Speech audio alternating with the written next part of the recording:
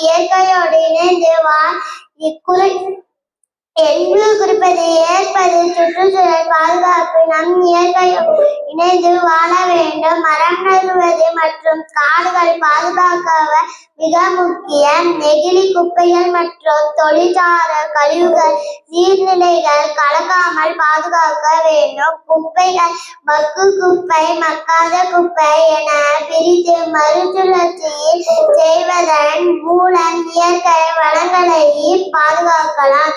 நெகிழி பொருட்களை தவிர்த்து துணிப்பை போன்ற பொருட்களை பயன்படுத்துவதால் நெகிழி மாசுபாட்டை குறைக்கலாம். நன்றி.